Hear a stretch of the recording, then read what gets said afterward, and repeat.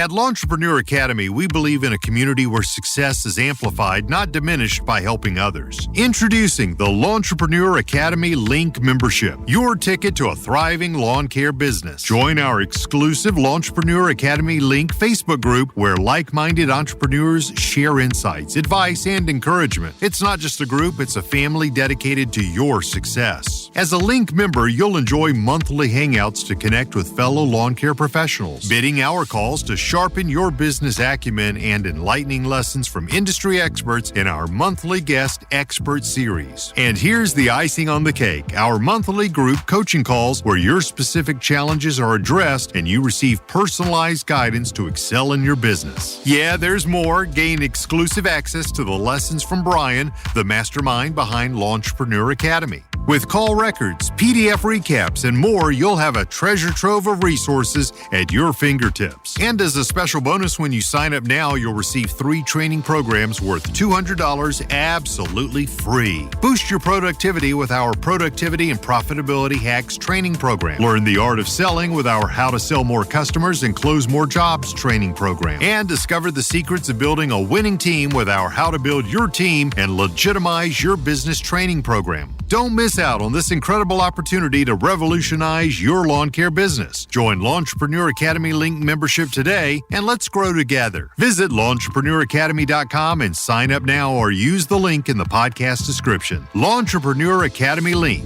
your link to success.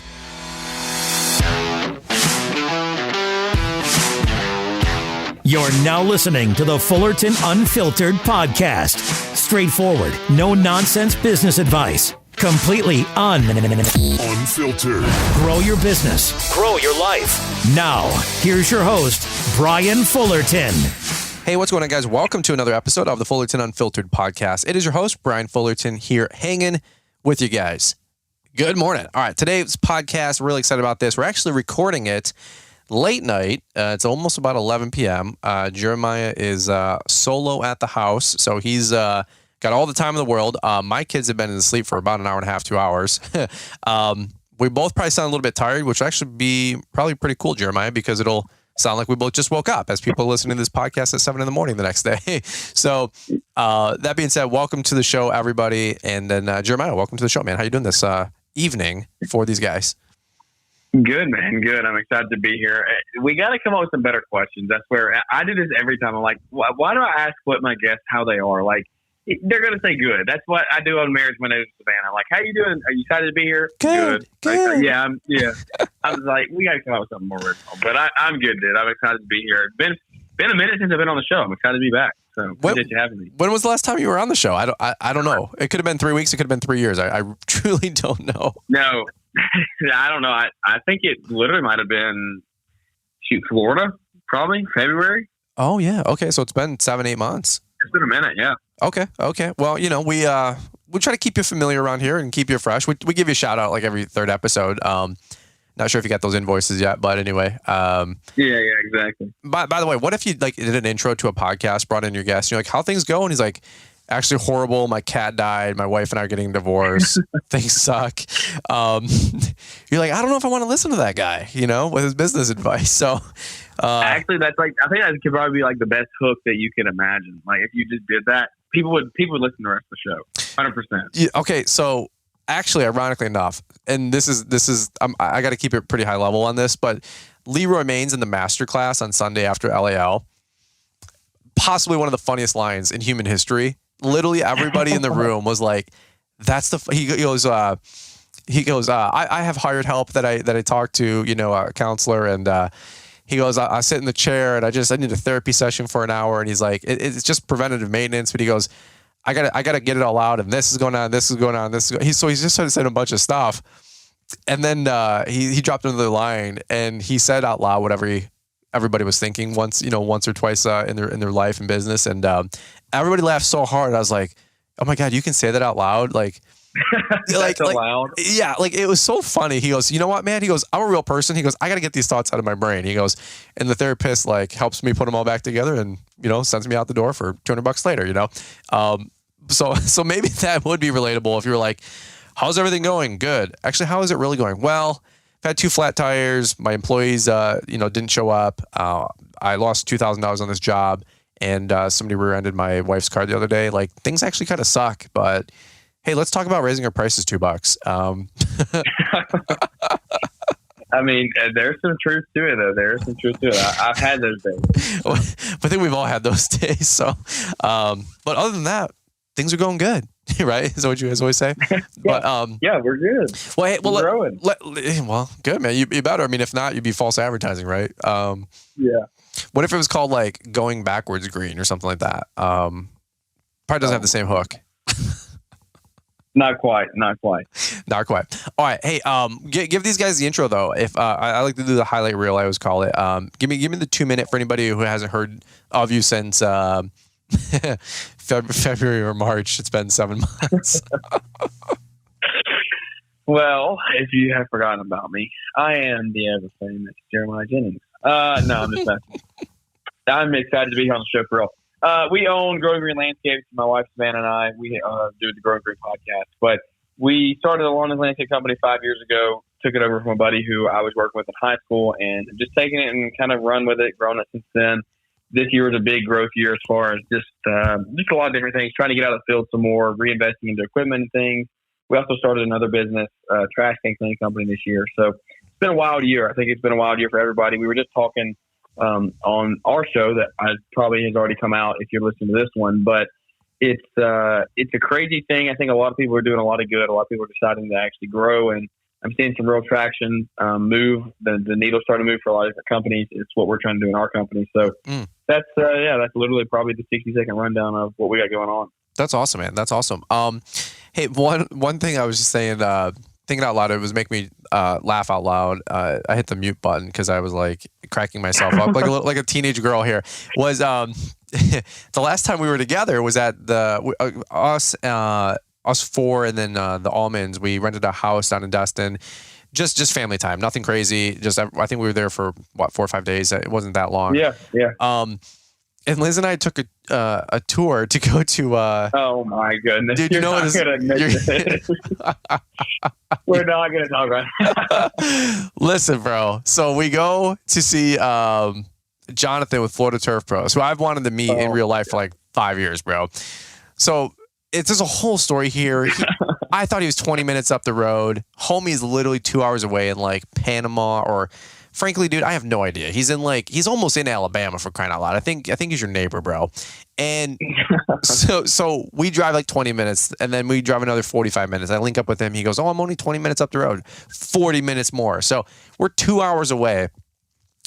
We got little baby Emmy. She's, I don't know what, a year old at that point, maybe 18 months. I don't even know.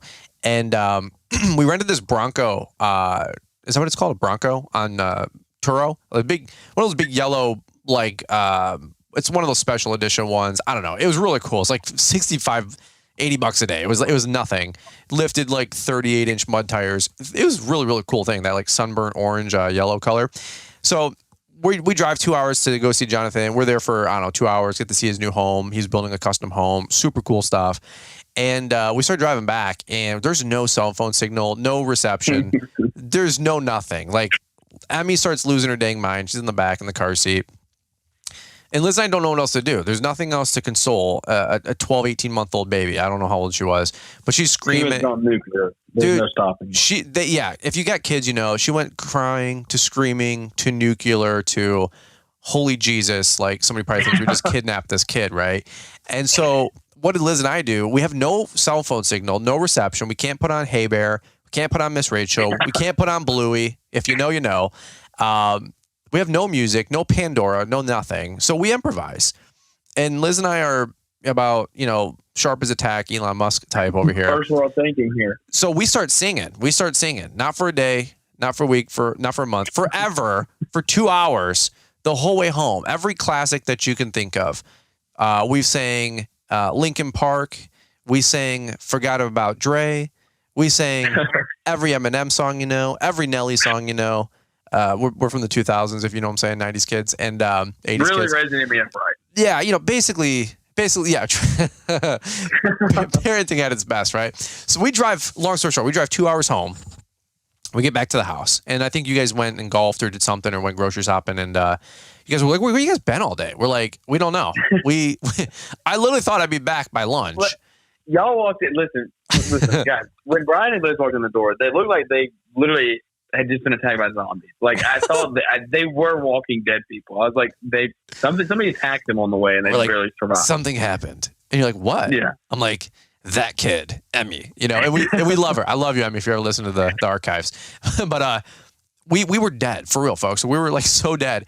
And they go, what did you guys do? We're like, we sang out loud for an hour and 45 minutes, every song that we know, which when you think you know the lyrics of songs until you like panic, and then you realize you don't know any songs to Thunder or Imagine Dragons. So we're making stuff up. And then you just start humming. Yeah. And then we get inside the house, and we're like disheveled and depleted. I think literally Brittany Allman took Emmy. She's like, I got her for a few minutes, no big deal. We're trying to pull it together, and we're explaining what we do. And Jeremiah and his Sage. This is why you got to follow the Going Green podcast. He goes, oh my God. He goes, well, why didn't you guys just turn on the radio? And we go, the radio. He goes, they looked at each other. we looked at each other like this man had just invented water or turned water into wine or whatever. Like, we're like, the radio. Where were you an hour and 45 minutes ago? We didn't even consider the stupid car radio. Like, we didn't even think about turning it on to AM, FM, or FM radio and listening. That again, it would have been that little yodeling kid out of Walmart, because that's all about what you probably pick up down there. Because we were in the sticks, bro. But yeah, that was our claim to fame about how mentally deficient we were. And that was the last time we actually did a podcast. And it's probably the last time I catch you on the show. yeah. That was top 5. Top 10 funniest moments of my life. I mean, that was like the first thing that came to my mind. Like, it was my first response. There was no second guessing. It was like, why did you turn the radio on? And I guess that just shows how poor we are. We don't have the Bluetooth and things like that. Listen, folks, you need a mentor or a coach or a group to pull out the good stuff out of you that you don't even know. Like, sometimes the answer is right in front of your face. And that's why I didn't get Jeremiah on the show for 7 months, because he was withholding his best information from us about the radio, which we never considered. So that's why he hasn't been on the show for 7.5 months. You're finally over it. Finally. Yeah. Anyway, so that's my absolutely ridiculous story. Your car, most likely, folks, just so you know, still has FM radio. I know some of you guys are cruising around in these baller trucks, and Jeremiah's got a new baller truck and all this stuff, but you can listen to radio, and we would have. We just didn't know it existed. But, in between the baby screaming, and then I'm sure Liz and I screaming at each other because we don't know what to do, we forgot that the radio existed. So that was great. And you lost your phone. I did. Yeah, I lost. Yeah. Thanks for bringing that up. Be another 7 months till you're on the podcast again. All right. Okay. Hard pivot. Here's what I want to talk about today. Because there's always got to be an angle and an agenda, right? But exactly. I actually do want to piggyback off a lot of stuff that you and I were shooting some text messages earlier in the week. Because I said, hey, dude, I want to get into your show if you don't mind. I want to. We sponsor the podcast, so Jeremiah gives us an invite to talk about latest and greatest for Entrepreneur Academy. Once a month, once every month or two. And we just launched Link. A lot of you guys on my podcast know that we've got a new private Facebook group and community. It's doing really, really well. There were 60 plus members in the first week. It's growing every day. I'm very, very grateful for that. A great community to belong to grow and have conversations with your peers for people that are looking to grow. So that's what I want to talk about, Jeremiah. And I said, if I can, I want to talk about working on your business versus in your business and get a little debrief from LAL from you. Not so much about LAL, but what is Growing Green doing, as a company, and where do you guys see yourself the next 3 months, 6 months, 12 months? Because Jeremiah and I, like, pretty similar sized business. We mentally think a lot the same about business and finances and company growth. You guys inspire us, no doubt about it. You and Savannah both. You guys have got a bunch of great stuff going on. You guys are a decade younger than us, and then some. It's ridiculous. Like Liz and I always say, I mean, can you imagine being 25, 23 years old and knowing what they know and what they get access to from the resources in the industry and the community? Liz and I are just like trying to play catch up to so many of you guys out there. So you have been doing a lot the last couple of years, Jeremiah, you and Savannah both, including starting Brighter Bins. I think we have talked about that, or I know a lot of people listen to your show and know about that, which is a bin cleaning business. But I know you personally bounce back and forth between growing or not growing, and going all in or not going all in terms of growing a bigger company. And I just, no right or wrong answers. You know what I mean? Obviously, I just wanted to just banter, man. See what you're up to. I don't have any like super diehard point on this conversation, but talking about working on your business versus in your business, I know has been a big conversation for a lot of folks lately, and that's probably going to be a big marquee and theme for us in 2024. Where are you guys at in that whole conversation? And if you need to spend a minute to get everybody up to speed about where you guys are at, that's cool. But talk about working on your business versus in your business. Anything that you guys have realized maybe this last 6 months with both companies now, and then maybe anything that piqued your interest or you were taken away from LAL. I know you were there the whole time and learning and taking notes like everybody else, myself included. So that's just kind of where I wanted to take the conversation today. Yeah, man. Well, that's going to be like a 3-hour show. We don't have time for that. So I'm good, bro. I'm good. Let's go. We'll condense it down and try to bring it to let it make the most sense as we can. This and the on versus in your business thing is actually something that I've talked a lot about this year, just throughout our shows, throughout Instagram, day-to-day stuff, just things that have been weighing on us and kind of where we want to go. And a little backstory. So I will take it back for 3 minutes here and kind of just walk through where we are in the landscape company. As the last couple of years, we started, we've grown, we're getting everything figured out. We're getting cars on files. We're getting the right equipment put in place. We're buying a box truck. We're getting away from trailers. We're doing all these things, and I'm still tied up in the field every single day. And that just, it runs you ragged. And Sure. I heard you and Liz talking about this on y'all's show. I just got to listen to it about the whole on versus in your business thing. I think this will be part 3 or 5 or however many into that. Because I think it's going to be a continuing conversation for literally the next year about this. And it's something that it's been tough for us because, when you're working in your business, it is nearly impossible to effectively work on your business. And for the last 3.5, 4 years, I've worked in my business. And I go back to 2021, when I had a pretty severe accident with some hedge trimmers and got my hand caught up in it and kicked me out of the field for about 4 weeks. 4 to 6 weeks before I was really back to doing everything. I was back in 2 or 3 doing some stuff one-handed, but we were at a point and a position in our company that we were not ready for me to not be there. And I realized 2 things during that. I realized, one, we're not in a position for the company to still run effectively if I'm not here. So that's got to be fixed. But I also realized that, hey, things can still get done and we can still continue and survive without me here.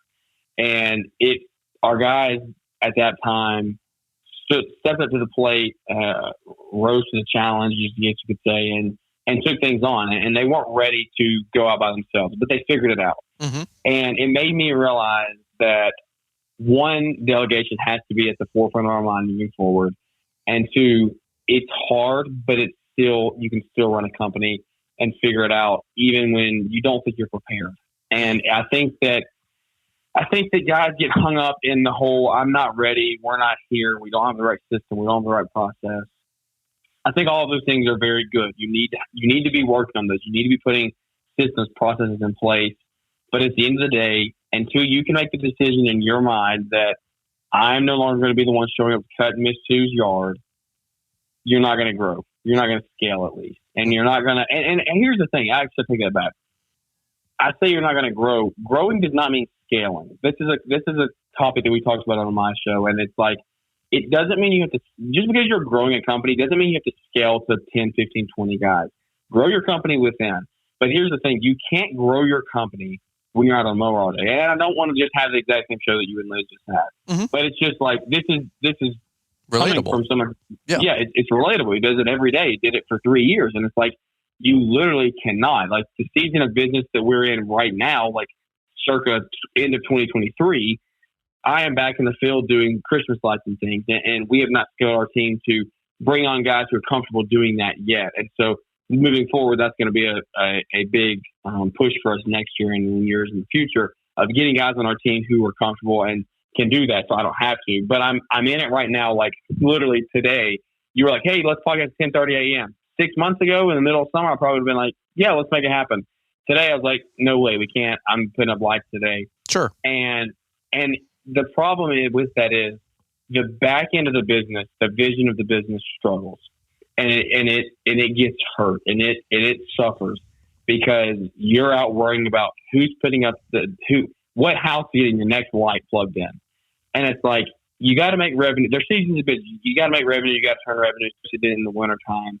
But guys, I'm telling you, like, if you're in a situation, you have to figure out a way to get out of it. And the reason I can sit here and tell you this in confidence and not just sound like a scapegoat is because we did do this summer. I know I'm in a season right now where I'm back in the field, but it's a time in business that we just have to make it work for now. Mm-hmm. But we did get out of the field in the summer of this year. I didn't do hardly any mowing this year. And when I say out of the field, I guess I've switched to landscaping. So I freed up my time to do the landscaping that I wanted to do. Sure. So I was in the field for that, but I was not tied down to a mower every day.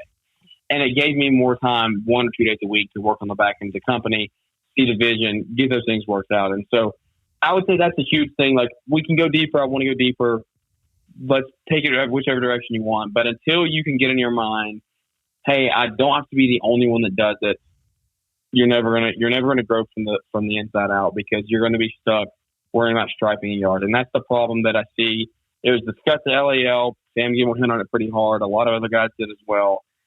We got to start worrying about who can stripe the best and worry about who can run the business the best. Who can hold on to money at the end of the year, who has profit to show, who's taking care of their team, who's building a team. Building a team is huge for us going into 2024. That's like my number one priority. And so these are all things we're working through with you guys every single day. But I just know that until you step back and say, hey, you got to take this, we're going to help you and empower you. And you can speak to that. Your guys took this year and ran with it. And there was a point. Here's the thing, though. Tell me if I'm wrong. There was a point where you told Rob to go mow, and you probably weren't totally comfortable with him being out mowing. But what did he do? He figured it out. Yeah, of course. I mean, there's always that, like trapezius, artists always say that, like, when you're swinging from one rope to the next rope, you just have to let go, then trust that other rope is there and you're going to connect. And if you hesitate, we all know, like, if you've ever been to a circus or whatever, like, that trapeze artist doesn't have enough momentum to swing back and then to go at it for a second time. That gap, that chasm, to jump and leap onto that second rope, it's just not going to happen. They're going to fall and hit the net, right? Hopefully the net. So you chance favors the bold. So it's like, dude, you just have to go for it. You have to swing, jump, get the boat close to the dock, whatever you want to call it. It's never perfect, and I think that's something that holds a lot of people back. Jeremiah, like the old analogy, like there's you're waiting for all the stoplights to be green on this, like, San Francisco Boulevard, where you can see the next 5 stoplights downhill, right? And you're waiting for them all to be green before you go through the first one. Like, bro, it just doesn't happen that way. Sam Gamble really spoke to that. Leroy Maines really spoke to that at our conference this year. The live event recordings, by the way, I've been getting asked a couple people when those will be available. I'm trying to do my best to get them up by Christmas. The replay will be $75, I think. It's nothing crazy. If not by Christmas, by January 1, I usually have enough time by then to chop it all up. But Sam really talked about that. And he was saying a couple of things like, I think he had like 5 crews and was doing like a couple million before he ever had like an ops manager, and people are like, I got to have an ops manager to like grow my company, scale my company. He's like, what are you talking about? He's like, you need sales and production. Just go get the sales and go work. And then people are like, I need healthcare and 401k and all this stuff. He's like, I think he said, like, he's like, I'm a little embarrassed to admit it, but he goes, we weren't perfect. But I think he said he literally had 100 employees before they had a 401k and healthcare.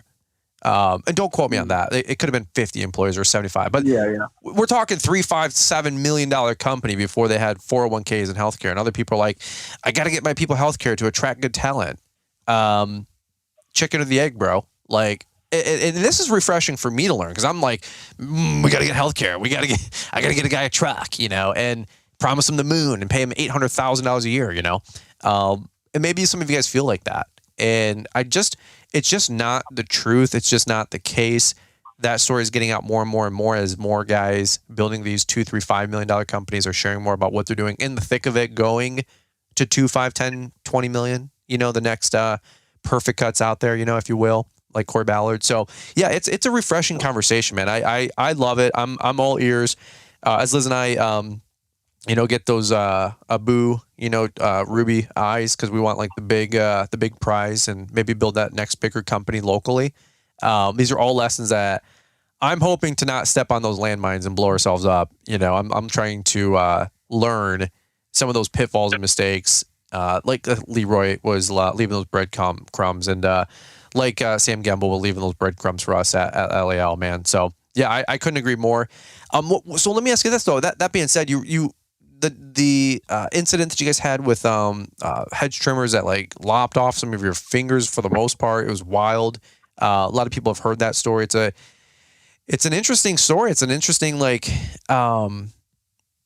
heed the warning kind of a deal. Like, can your company survive without you? And I've heard you talk about it at length on your show, talking about like what you realize you had, what you realize you didn't have, and that'd be a wake up call for anybody, obviously.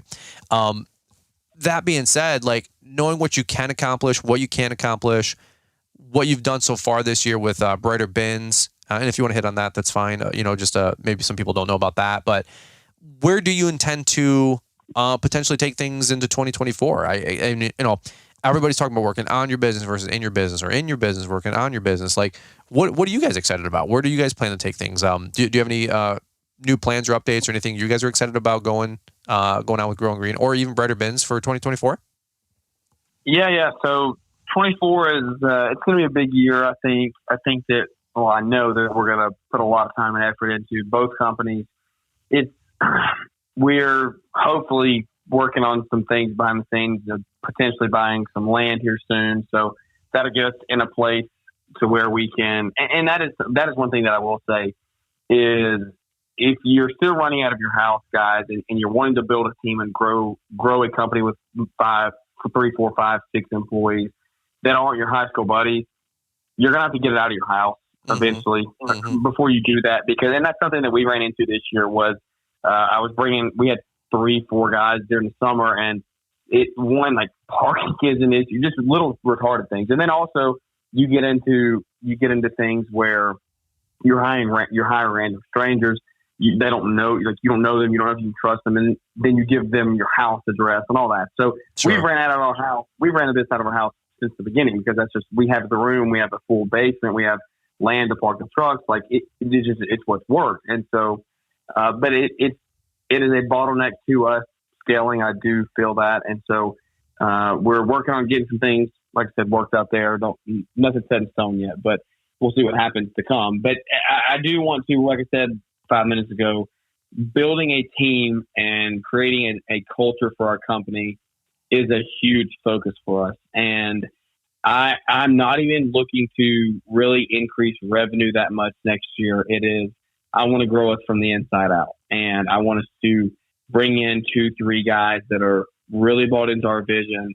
They really want to learn and grow the company together. They obviously, you're going to be hard pressed to find someone who has the same love and passion that you do for your business because it's your baby, not theirs.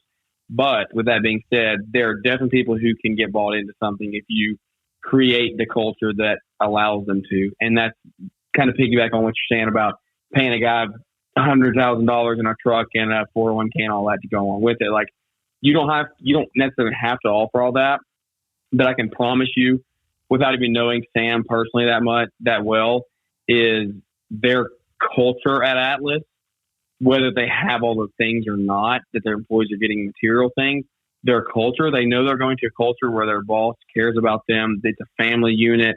They're all there, that they're all being taken care of, and they know that they have someone to turn to if they ever need anything, and that Sam's going to take care of them. And that's something that I want to bring into our company moving forward is like, yeah, I might not be able to offer you a Blue Cross Blue Shield plan, platinum, and a Lariat truck. Like I might not be able to give you that, but I'm going to give you a culture that we're going to help you in a time of need if you ever need it. If we can help you in any way, we will. And we want to grow with your family. We want to see you grow. We want to see you succeed. And it's not about just watching us get rich. It's about watching you grow a family and a life that we can all become friends and grow and learn together. And so that's the culture for us is a huge thing for 24. I want to grow the revenue, but it's really grow a culture and really implement systems and processes. This is something that me and you kind of talked behind the scenes about as well, just like areas that we can improve in our invoicing and our estimating and just things like that, our softwares that we're using. And it's like, that is something that I have learned, that if you want to get out of the field, you have to have something that can be streamlined to employees. And it is what it is. Like if I went down with hedge trimmers tomorrow, I know that I have things set up in a way that the guys could figure it out.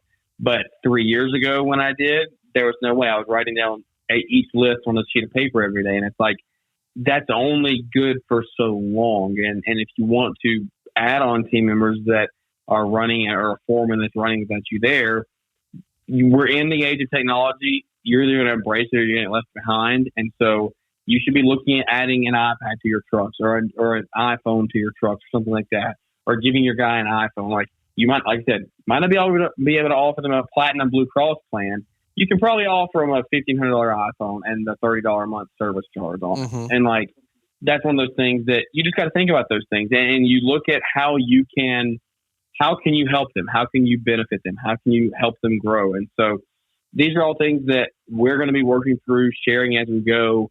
It's a big push for us, culture, systems, and processes.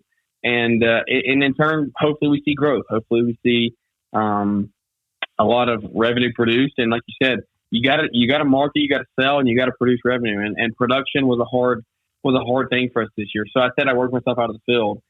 I did for the mowing side. We definitely still had our challenges, though. I did not have the right hiring processes in place. Like, I'm an open book about that. If anybody ever has questions, I'd be happy to share about it, about what we did, what I would do differently moving forward. We did not have good retention this year. We just didn't bring on the right people. And so the work still got done. But this is just like a real insight into our company, guys. Like, and whether you like it or not, it's just the truth. This is proof that your company can still exist without you there. And even if things aren't going right, like, did we have times this year where I was like, what am I doing? Because all I'm doing is cleaning up messes. We'd break a window, or a customer would get mad, or we'd have a flat tire.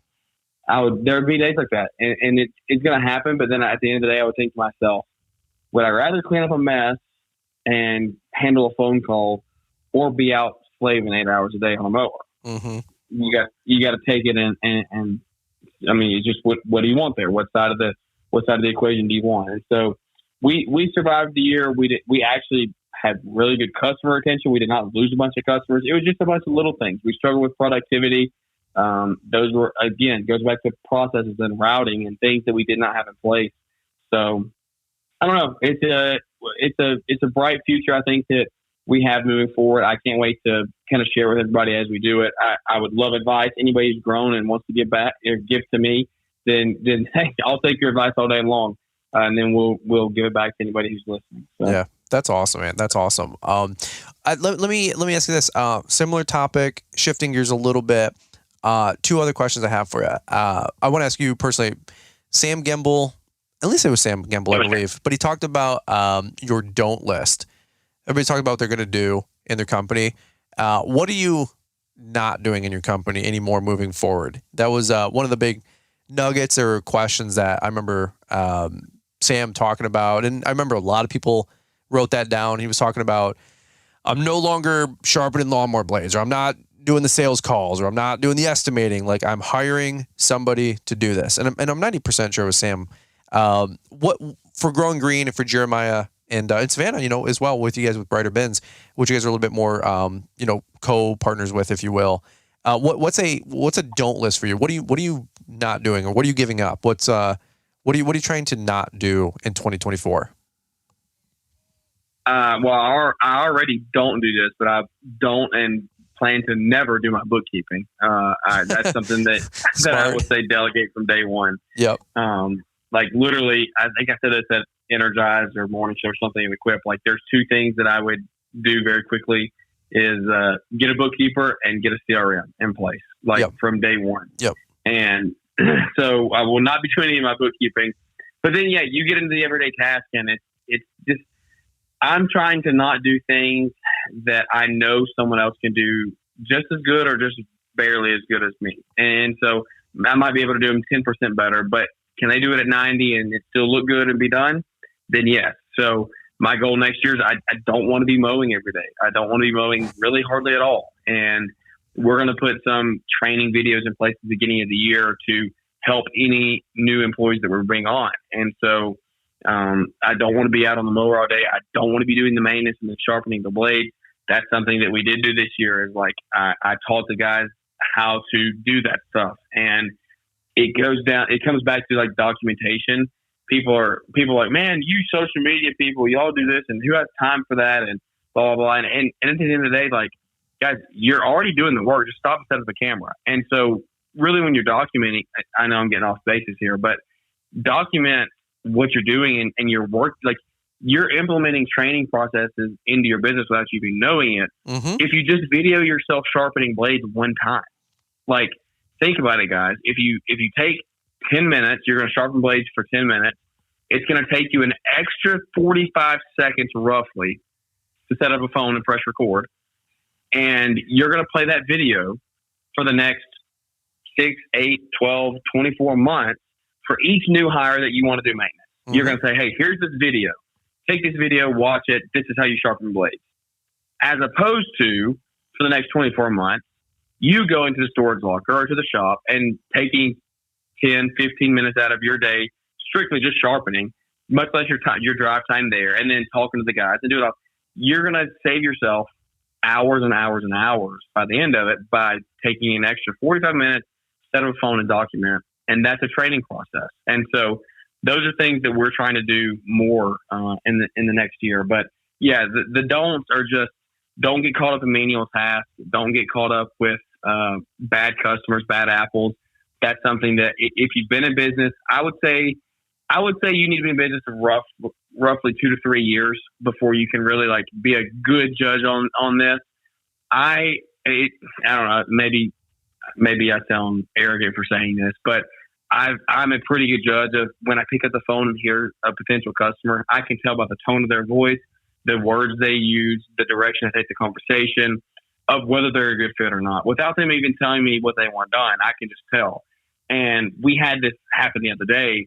This lady called me. I could tell from I was literally in the car with Savannah. I said, we hung up. And Savannah doesn't understand this because she doesn't deal with the customer side all the time. And y'all, you might understand this. Your spouse might be the same way, or friends or whoever that you talk to about business. Like it's one of those things that she picked up the phone, she called me, and she was price shopping. She wanted it done the cheapest, and she was asking me to come give her an estimate, and she asked, I was like, yeah, you don't have to be there. I can just come take a look and I'll let you know. And she's like, oh, I will be here. And just, you just get that tone. And I hung up the phone and I told Savannah, I said, this is not a good fit. Like, I don't want to deal with her.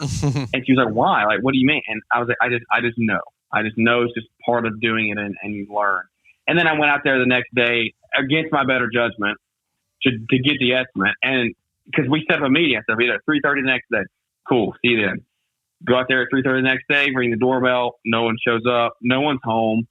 I get stood up. She doesn't come to the door. She calls me the next day and tells me she found somebody cheaper that day to do it. Wow. And it's just like, what do you like?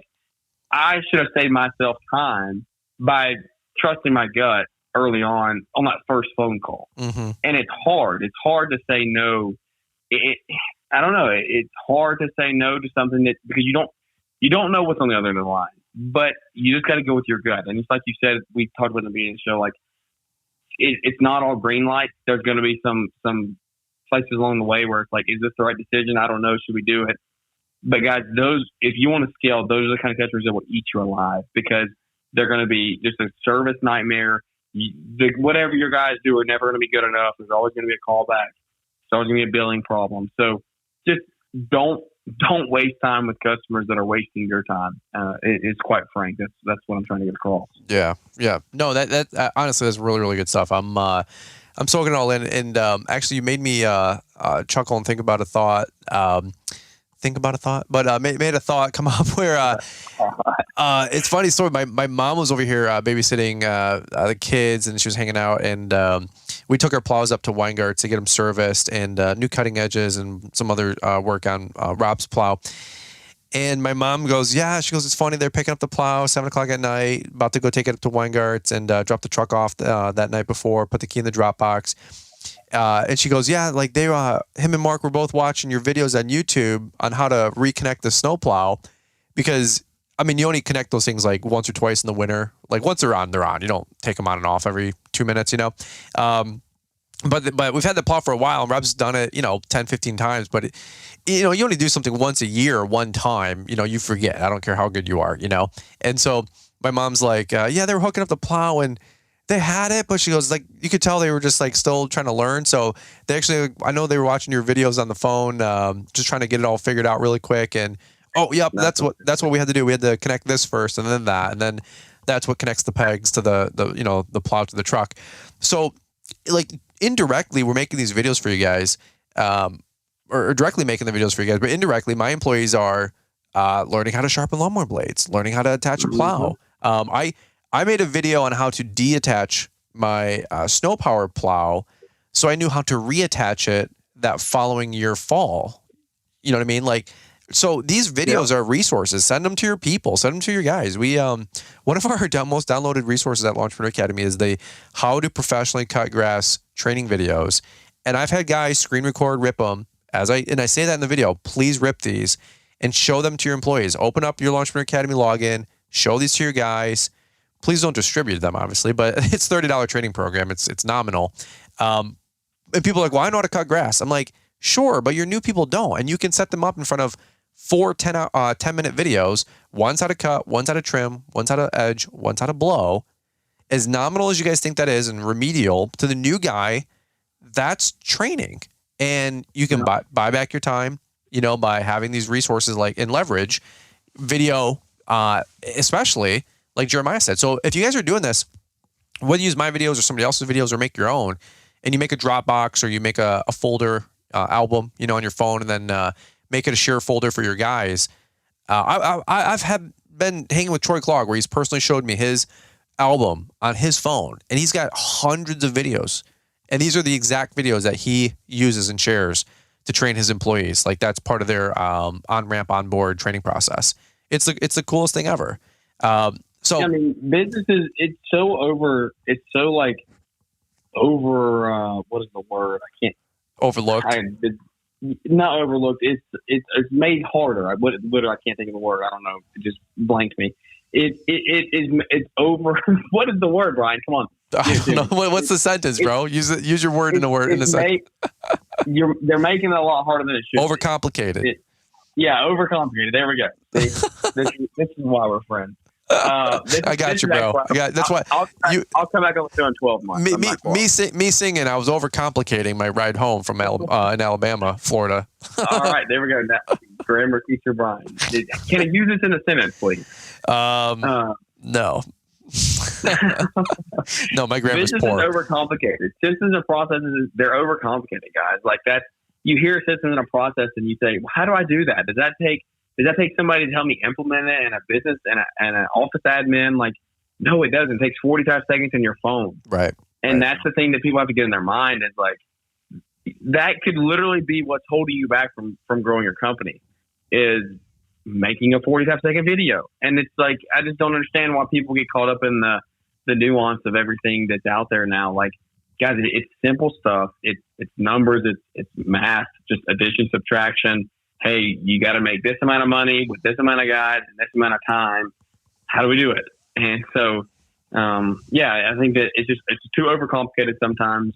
Take little principles like that. Like, it's not life changing. I'm never, guys, if you listen to my show, if you listen to anything that I put out, it is never going to be life changing content. Right. It's literally just going to be the stuff that we do every day. And it's the little things that will add up over time to look back and be like, wow, a lot of little decisions added up to make this huge change over time. So, yeah, I will say this, and I'll let this be an open-ended one, and somebody can fact check me later. But I will bet you that guys like Corey Ballard, I will bet you that 80% of you guys listening in know more than Corey Ballard did by the time he got the $5 million in revenue.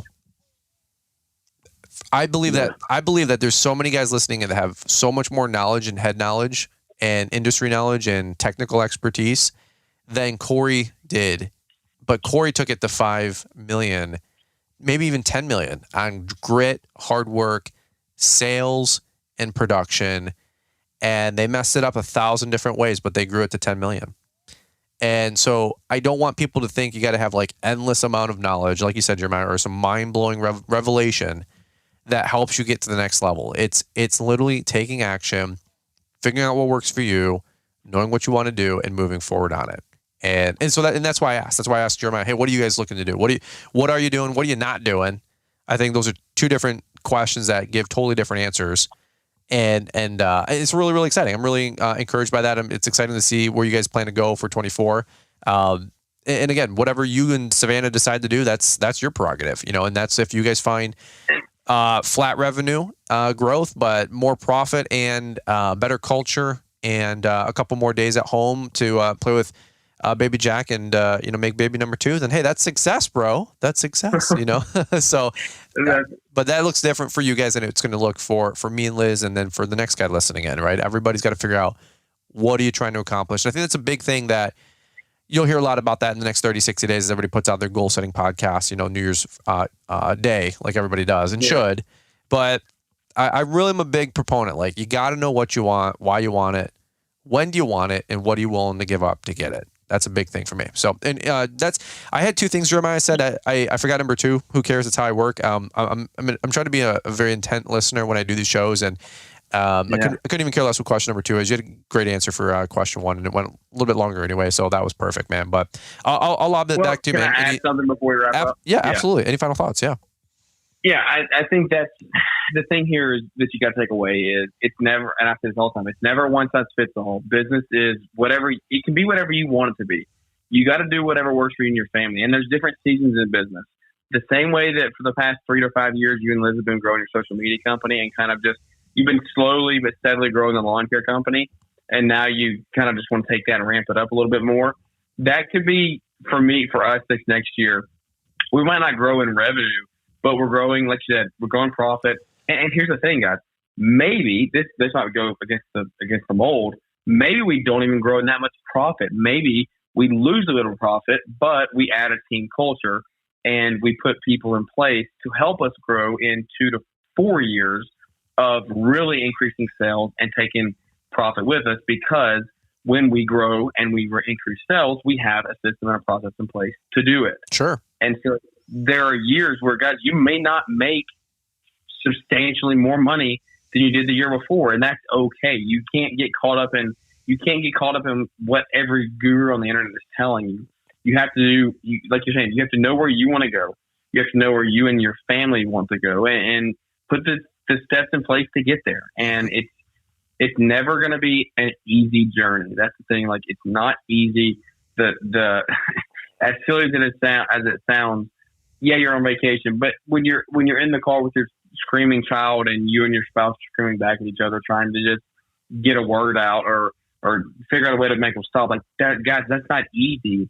But that is a part of the journey in the life that you created of being an entrepreneur. Is you spend time with your family, you spend time with your kids, and you build that dream together. And so in building that dream, just remember to always circle back to what are your goals, what are your dreams, and make sure you and your spouse are on the same page about that as well. Our show that we do on Mondays, talking about that Savannah does with us, is a lot of that. It's literally like, guys, it's struggles that we have that we go through, and just take that and remember that when you go into 2024, when you set your goals, like you said, that's going to be coming here in the next 30 days. Remember that to do that together. Don't try to take your vision for the company and just run with it. Make sure your wife is involved. I guarantee you Liz is involved in your decisions when it comes to Bride's Lawn Maintenance or Washington Academy. And I would hope you'd second me there on that one. Of course. Yeah, that's kind of what I got to leave you with. So.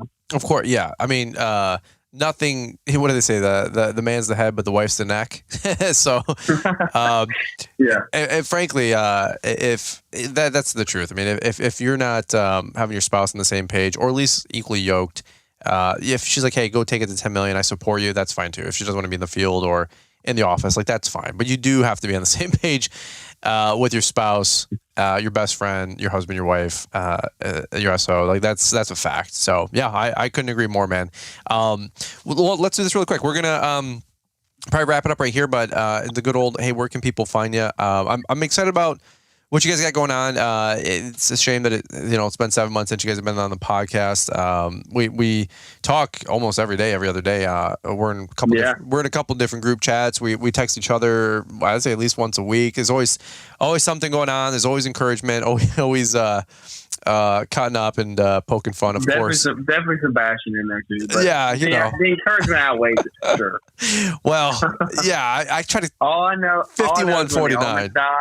All I know is when the almonds die, I'm getting the hardship account. No, that's not true. That's fake news. That is less than real. You can't just drop a bomb like that without context. Like just randomly lay claim to somebody's life and business. People are gonna be like, "Why are the almonds dead?" We're in a group chat. When they drive off the side of a mountain. They're going to Montana, I think. I don't even know. They're going to Montana to go snowmobile, and I was watching an Instagram reel where like a guy went on a ridge and like, which was freaky, dude, terrifying. 10 feet of the ridge fell down a cliff, and the guy like just stopped before it broke off. And so I sent that to them like a good friend. That's what I do. That's my humor style. And I said, if you guys hope you don't die. Yeah, I said if you die. Hope you don't die, but if you die, I get the Kid Contractor podcast, and then somehow Jeremiah said dibs on what'd you say? Dibs on Hardscape Academy. Hardscape Academy. I said what? I said what the heck? And then we're basically like nobody wants the actual almond landscape business, and they said they'll give it to Mr. Bo, and they said he'd fire sell it and get rid of it. I'm like, does it include the shop? Like.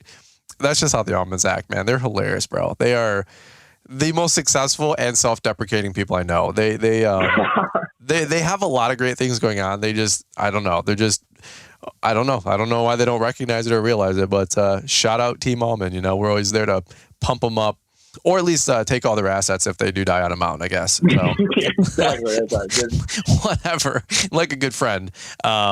Jeremiah and Brian are there. Always there to back them up. They're always there for you guys. Yeah, even if I'll give the eulogy as we're counting the Hardscape Academy millions. Oh my god! In person. Kayla's funeral was yesterday, but we got an in-person training tomorrow. Show up. That's so Fairfield County, Ohio. Yeah, we're not refunding anybody's tickets if they pass. No. Your training will be hosted by Jeremiah and I, and we'll teach you how to build a retaining wall. Exactly. If you want to come learn from the real pros, come on down. It might not stand up after 18 months, but we'll stack some blocks in a corner, man, and tell you that we pretend like we know what we're doing. So, we got some angular base that we can put under there and make it stay standing. Some 69-4-2 stone, bro, and some angular base with some geogrid textile, a little bit of perma edge, and some mortar edge, and we're good. Yeah, man. Don't worry about the rest, folks. It's warranty work after that. It'll keep you in business, all right? That's why I cut grass, bro. One day Let me sharpen some blades. Yeah, one day I aspire to be a landscaper. I can probably figure out how to use an IQ power saw. Can't be that complicated. I can use a miter saw. It's gotta be pretty similar, right? Yeah, and then you'll be fingerless like I am. So. Don't say that. I can't do that. But it'd be really funny, like doing a practical, like picking my nose, finger joke to my 4-year-old by then, and if I or trying to get shake their hand when they're in cast. That's pretty tough too. That would be so weird if somebody tried to do that to you, wouldn't it? Like maybe that'd be rough. Like the first time they met you, but I digress. Yeah. All right, man. Where can people find you, and where can people? You do a good job because it's going to be another 7 months before you're back on this puppy. So do a good job. 7 months if we're lucky. We'll see you guys at Equip. You can find us at the Growing Green Podcast, guys. It's always an honor to come on and hang out. Come over and see us. We just did a show with Brian that dropped last week, talking a little bit more about what they got going on and kind of some things that you don't really talk about on your show too much. So excited to get into that. And Growing Green Podcast pretty much everywhere, Instagram, podcast platforms, everything that you can find. Yeah. That's where we're at.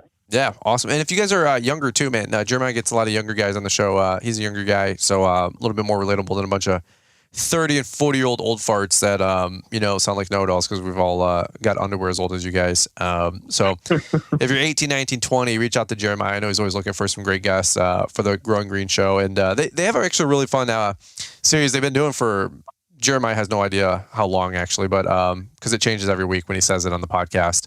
But on Mondays, they have a Marriage Monday. It's actually really fun. It's really insightful. They're growing their marriage, obviously, and a lot of takeaways, a lot of murder-suicide opportunities there for sure. Not sure why you guys would talk about like pet peeves that each other have. Like that's the best episode we ever did. Oh my God, dude.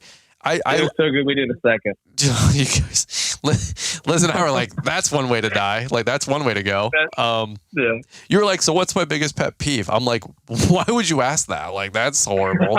I mean, this is like fun to them. I don't know. Like, they're weird. But if you want to laugh at their expense, I invite you to check out their Monday podcast at a minimum.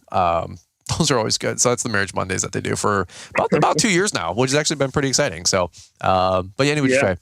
Growing Green podcast, they got it going on. Brighter Bins, and appreciate you taking time this evening to jump on the show, man. I know it's a late night recording here. This is where I get in where you fit in, as Keith Kalfa says. And tonight, thanks for giving us a good hour of your time, man. We appreciate it.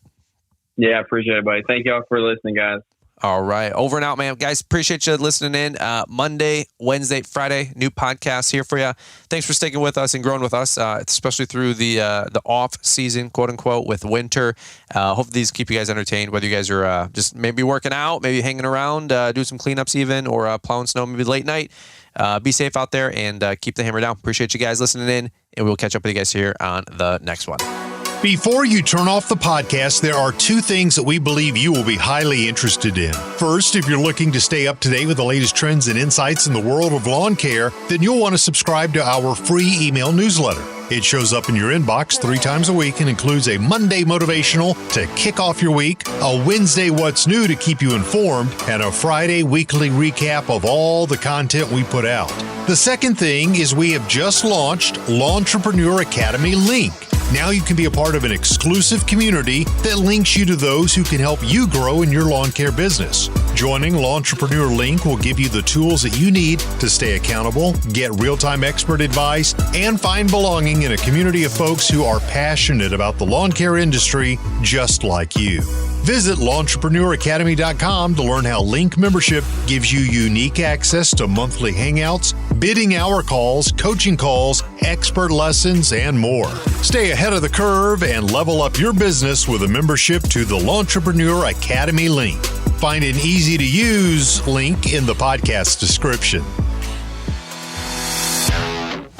Thanks for taking the time to listen to the Fullerton Unfiltered podcast with Brian Fullerton. We hope you enjoyed this production. If so, please consider leaving us a 5-star review for the show. While the techniques and ideas presented here are designed to help you grow a more successful and profitable business, no one can guarantee these results for you. We want to emphasize that entrepreneurship is not easy, and the ideas presented here are just the opinions of Brian Fullerton and his respective guests. No one can guarantee success for you. That being said, we hope the ideas presented here help you and motivate you to go on out there and crush it with your own business. Fullerton Unfiltered Podcast. Thanks for listening, and we hope to see you on the next episode. This has been a Brian Fullerton and Mr. Producer production.